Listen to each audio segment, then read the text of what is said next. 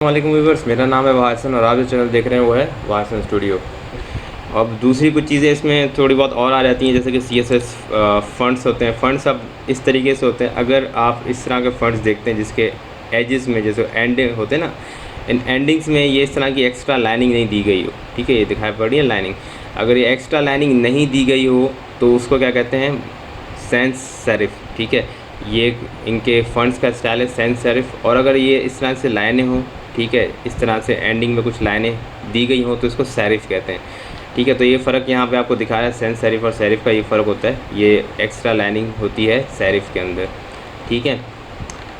अच्छा, तो अब आते हैं इसकी कुछ फ़ंड फैमिलीज़ भी होती है। और फ़ंड फैमिलीज़ के अंदर क्या होता है, आपके पास जेनरिक फैमिली होती हैं और उसके साथ कुछ सेरिफ की जो फ़ंड फैमिलीज़ है वो टाइम्स न्यू रोमन और जॉर्जिया है। ये बाय डिफ़ॉल्ट जो हमारे पास अभी टेक्स्ट आ रहा होगा, ये यहाँ पे ये टाइम्स न्यू रोमन और जॉर्जिया ही आता है, ठीक है। अब इसमें हमारे पास दूसरा क्या होता है, सैंस सेरिफ होता है, जिसमें एरियल और वर्दाना वगैरह आते हैं। तो इसको देखने के लिए हमें क्या करना है, इसका ये एलिमेंट जो इसकी प्रॉपर्टी है वो याद कर लें। प्रॉपर्टी कौन सी है इसकी, ये वाली प्रॉपर्टी है फ़ंड फैमिली, ठीक है। तो फ़ंड फैमिली दे के आपने क्या करना है, इसका नाम लिखना है। ये नाम आपको याद हो जाएंगे खुद ही बहुत, आप थोड़ी सी प्रैक्टिस करेंगे तो ये नाम आपको याद हो जाएंगे। तो एरियल है, वर्दाना है, ये आपको देना है। तो फ़ंड फैमिली लिखना है आपने। CSS के अंदर जाते हैं हम इसके और फ़ंड फैमिली लिखते हैं। H1 की फ़ंड फैमिली लिख रहा हूँ मैं यहाँ पे, तो नीचे जा करके अलग से लाइन में लिख देता हूँ फ़ंड फैमिली, ठीक है। तो फ़ंड फैमिली लिखा हमने यहाँ पे और वर्दाना कर लेता हूँ मैं, ठीक है, ताकि आप फ़र्क देख सकें। तो ये आप देखें राइटिंग स्टाइल बिल्कुल चेंज हो चुका है। इसी तरीके से यहाँ पे हमारे पास एरियल भी है, इसी का ही समझ लें भाई है एरियल, ठीक है। और इसी तरह कोरियर न्यू भी है, लूसीडा कंसोल भी है। तो आप डिफरेंट लिख के देखेंगे तो आपको डिफरेंट राइटिंग स्टाइल यहाँ पे मिलेंगे। मैं सारे नहीं लिख रहा, टाइम बचा रहा हूँ। अच्छा, नेक्स्ट है आपके पास फ़ॉन्ट स्टाइल। अब फ़ॉन्ट स्टाइल आपके पास नॉर्मल हो, इटालिक हो, ऑब्लिक हो, ठीक है। अब ये 3 स्टाइल आपको पता है किस तरीके से होते हैं ये। अब इसको हम अप्लाई कर सकते हैं। नॉर्मल स्टाइल क्या होता है, ठीक है, हमारे पास तो यहाँ पे हम लिख लेते हैं इसको फ़ॉन्ट स्टाइल और इसको कर लेते हैं फॉर एग्जांपल नॉर्मल। नॉर्मल तो बाय डिफ़ॉल्ट होता है इटालिक कर लेते हैं हम इसको, ठीक है। तो अभी देखेंगे थोड़ा सा टेढ़ा हो के आएगा, इसको कहते हैं इटालिक। और ऑब्लिक ये इस तरीके से काम करता है, इसको आप रिफ़्रेश करके देख लें। तो ऑब्लिक क्या होता है ये इटालिक ही है, बस फ़र्क सिर्फ क्या होता है कि ये पुराना हो चुका है तो इसके लिए नया आ चुका है इटालिक, ठीक है। तो फ़ॉन्ट स्टाइल इटालिक आमतौर पर इस्तेमाल करते हैं जब कोटेशन वगैरह लिखते हैं, किसी बंदे की कोई ख़ास बात है वो लिखते हैं कोटेशन वगैरह, तो भी ये इस्तेमाल करते हैं हम। उसके बाद है फ़ॉन्ट साइज़ प्रॉपर्टी। अब फ़ॉन्ट साइज़ प्रॉपर्टी में आपको थोड़ा समझा देता हूँ। फ़ॉन्ट साइज़ प्रॉपर्टी में कुछ चीज़ें समझने वाली हैं, तो अभी हम इसको थोड़ा सा ख़त्म करते हैं इस तरीके से, ठीक है। और यहाँ पे हम आते हैं अपने पास वापस, तो इसको देखते हैं। इससे मैं थोड़ा सा इसे छोटा कर लेता हूँ। अच्छा, अब हमारे पास आप देख रहे हैं कुछ हेडिंग्स की राइटिंग है, H1 की ये राइटिंग हमारे पास अवेलेबल है। तो अब इसके मुताबिक मैं आपको कुछ चीज़ें समझाऊँगा, ठीक है। तो हम अपना यहाँ पे क्या कर लेते हैं, स्पैन यूज़ कर लेते हैं एक, ठीक है। तो अपनी कोडिंग में आते हैं हम यहाँ पे, और यहाँ पे आके हम फर्स्ट डिफ के अंदर एक स्पैन यूज़ कर ले। स्पैन कहाँ यूज़ कर रहा हूँ मैं, इस H1 के अंदर, यहाँ से यहाँ तक जो ये सारा H1 का लिखा हुआ है इसके अंदर मैं स्पैन यूज़ कर लेता हूँ। तो मैं थोड़ा सा इसको कम कर लेता हूँ, ठीक है, जस्ट अ हेडिंग। तो मैं इसको ऐसे थोड़ा सा कम करके ऐसे लिख लेता हूँ, जस्ट अ सिंपल हेडिंग। इसको मैं रिफ़्रेश कर लेता हूँ, जो जस्ट अ सिंपल हेडिंग। तो अभी मैं यहाँ पे फॉर एग्जांपल यहाँ सिंपल में मैं क्या कर लेता हूँ, इस तरीके से स्पैन को यूज़ कर लेता हूँ मैं, ठीक है। स्पैन को यूज़ किया और यहाँ पे हमने इसको क्लोज़ कर दिया स्पैन को, ठीक है। अभी हमने स्पैन की कोई चेंजेस नहीं दी, कुछ भी उसमें हमने ख़ास नहीं बताया कि इसको क्या करना है, तो ये ऐसा ही रहेगा बाय डिफ़ॉल्ट। तो अब हमने इसमें ये चेंजेस करके देखनी है, जैसे फ़ॉन्ट साइज़ पिक्सेल्स में है, स्मॉल, लार्ज, मीडियम वगैरह, और दूसरा हमारे पास ये परसेंटेज में, और दूसरा EM के अंदर।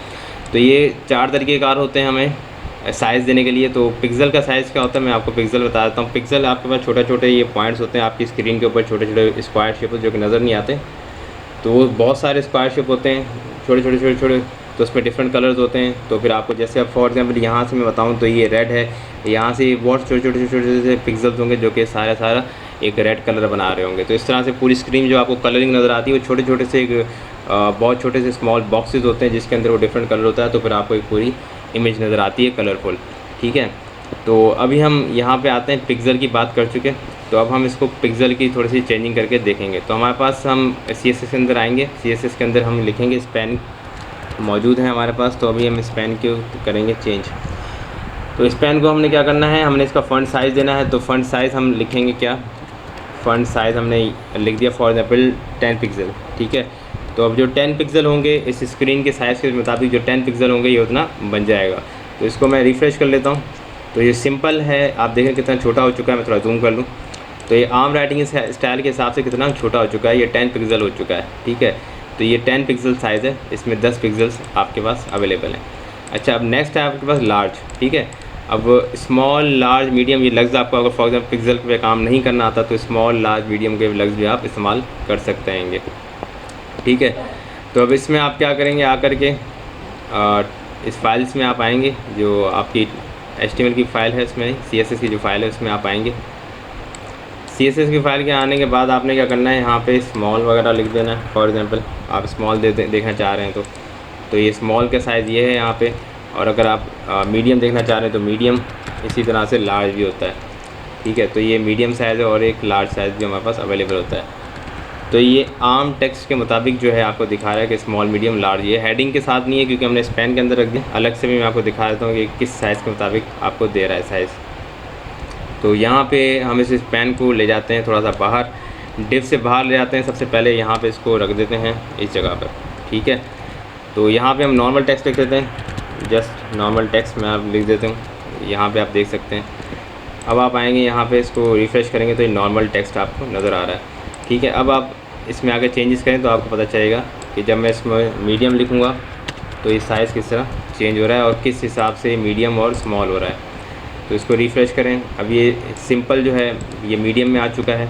ठीक है, हमने स्पेस नहीं दिया है शायद, तो यहाँ से स्पेस दे देते हैं यहाँ पे। ठीक है, तो ये थोड़ा सा इससे छोटा हो चुका है। अब इसके और छोटी साइज़ होती है स्मॉल, वो थोड़ी सी इससे और छोटी सी साइज़ होती है। तो ये आप देखें, इससे और छोटी सी साइज़ होती है। एक नॉर्मल टेक्स्ट से छोटी साइज़ होती है स्मॉल। ठीक है, तो ये एक नॉर्मल टेक्स्ट के हिसाब से आपको लार्ज, स्मॉल और मीडियम फराहम करता है। नेक्स्ट आपके पास इसके बाद होता है परसेंटेज। परसेंटेज क्या होता है, अब मैं इस लाइन को बता देता हूँ क्योंकि इसका काम नहीं है। परसेंटेज क्या करता है, आप जिस जगह पे इस्तेमाल कर रहे हैं, फॉर एग्ज़ाम्पल इसमें से इसको कट करते हैं पहले। अब परसेंटेज आप इस्तेमाल करें हेडिंग के अंदर। ठीक है, ये जो चीज़ है हेडिंग, इसके हिसाब से जब परसेंटेज इस्तेमाल कर रहे हैं आप, तो अब मैं एग्जांपल दूं कि भाई ये अगर फॉर एग्जांपल हेडिंग इतनी बड़ी होती है, ठीक है, इतनी बड़ी हेडिंग है, तो ये मैं कहूँगा एक 100% चीज़ है। ठीक है, अगर मैं इसकी आधी करता हूँ तो 50%। तो हेडिंग की अगर मैं आधी राइटिंग स्टाइल लिखना चाहूँ तो 50%, और अगर मैं इससे छोटा करना चाहूँ तो 40-30% रख सकता हूँ। अगर मैं इसे डबल करना चाहूँ तो 200%। ठीक है, तो मैं एक हेडिंग को समझ लेता हूँ कि 100% है। ठीक है, तो अभी क्योंकि हेडिंग के अंदर स्पैन इस्तेमाल हुआ है तो ये हेडिंग को यहाँ पे चेक करेगा।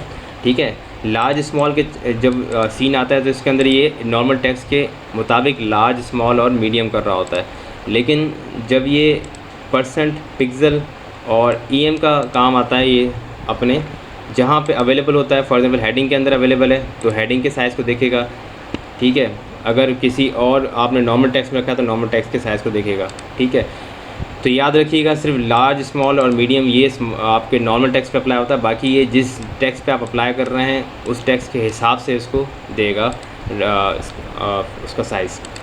तो ये साइज़ 15 पिक्सल जो है ये पिक्सल के मुताबिक देता है, ये नॉर्मल टेक्स्ट के मुताबिक देता है। ये किस तरह देगा अभी मैं आपको दिखा देता हूँ उसका।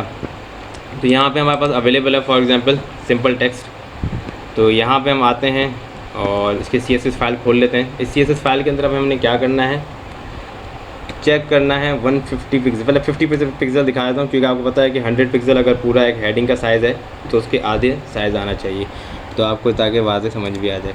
तो मैं इसको Ctrl+S कर लेता हूँ यहाँ पे और इसका रिफ़्रेश कर लेता हूँ तो ये देखें इसकी आधी राइटिंग स्टाइल आ रही है। अगर मैं इसको 100% कर लूँ तो ये पूरा इसके मुताबिक, इसी साइज़ के मुताबिक आ जाएगा। ठीक है, अब अगर इसको मैं डबल करना चाहता हूँ, ये हेडिंग के राइटिंग स्टाइल से डबल हो जाए, तो मैं क्या करूँगा, इसको 200% कर लूँगा। ठीक है, तो ये इसमें फ़र्क होता है। तो अब ये इस राइटिंग के हिसाब से डबल हो गया। तो ये परसेंटेज का साइन का काम होता है, और एक होता है EM इसी तरह से काम करता है, जैसे परसेंट काम करता है ना, EM इसी तरह ही काम करता है। अगर मैं 200% लिखना चाह रहा हूँ तो मैं इसमें कैसे लिखूँगा, 2EM लिखूँगा जस्ट, ठीक है। मतलब जो भी राइटिंग स्टाइल इस्तेमाल हो रहा है ये उसका 2% हो जाएगा, मतलब 200% हो जाएगा, ठीक है। ये इस तरीके से 200% आ जाएगा। तो 200% लिखूँ या 2EM लिखूँ, बात एक ही है। अगर मैं इसको 100% करना चाह रहा हूँ तो क्या करूँगा, 1EM कर दूँगा, तो ये 100% हो जाएगा, मतलब इसी साइज़ के मुताबिक हो जाएगा। अगर मैं इस साइज़ का आधा करना चाहता हूँ तो 0.5 कर दूँगा, ठीक है। तो 0.5 करेंगे आप तो इसी साइज़ का आधा हो जाएगा, जो 50% मैंने आपको दिखाया था।